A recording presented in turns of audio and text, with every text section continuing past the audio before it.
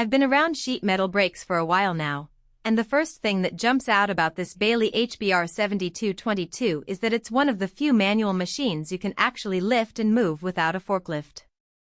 If you're working in a small shop or a garage where floor space is tight, that 6-foot-long bed isn't just a spec, it's a practical compromise. Link is in the description if you want to check the product details on Amazon. Most 72-inch brakes either bolt straight to the floor or weigh so much you need a pallet jack to reposition them.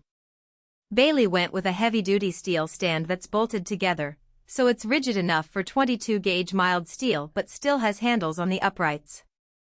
That means you can roll it out of the way when you're not bending, or slide it against a wall to free up the center of the shop. If you're used to a floor-mounted unit that never moves, the stand might feel a little lighter than you expect, but once it's anchored it's stable enough for everyday use.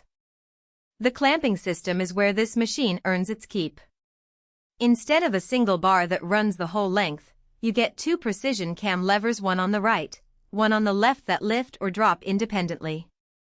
That's useful when you're bending a small flange on one end and a wide panel on the other. You can adjust the clamp pressure in two spots so the material doesn't shift.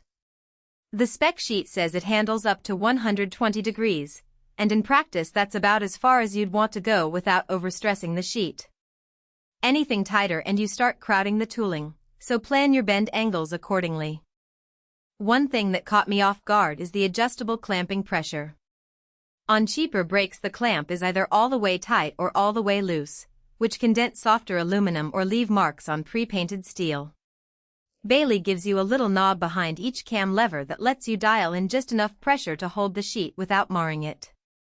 If you're doing sign work or HVAC trim, that feature alone can save you from respooling material.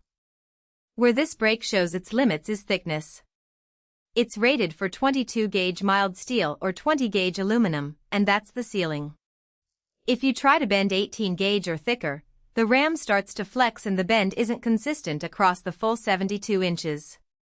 I ran a quick test on a 16-inch wide strip of 20-gauge and the bend was crisp, but when I moved to 18-gauge the same setup left a slight ripple at the edges. So if your shop routinely works with heavier stock, this isn't the tool for the job. Another trade-off is the manual crank. There's no foot pedal or power assist, so every bend is arm strength. For short flanges it's fine, but if you're doing long runs of 90-degree bends on 22-gauge, expect to feel it in your shoulders after an hour. The crank itself is solid, but the gearing is quick enough that you can overshoot the bend if you're not careful. A lot of users add a rubber grip sleeve to the crank to keep it from slipping, which is a small upgrade that makes a noticeable difference. Setup is straightforward if you follow the manual, but the instructions assume you already know how to square a sheet metal brake. If you're new to the game, give yourself an afternoon to dial in the stops and make sure the bed is level. The factory stops are preset for common angles, but they're not laser accurate, so you'll want to mark your own reference lines once you've made a few test bends. Who should buy this brake? If you're a one- or two-person shop doing custom fabrication, sign work, HVAC ducting, or light automotive panels, the 72-inch length gives you enough coverage for most jobs without hogging the floor. The adjustable clamp pressure and dual levers make it forgiving for mixed materials, and the stand lets you move it around when you need the space. Who should skip it? If you're bending anything thicker than 22-gauge on a regular basis, or if you need repeatable precision for production runs, this manual machine will slow you down.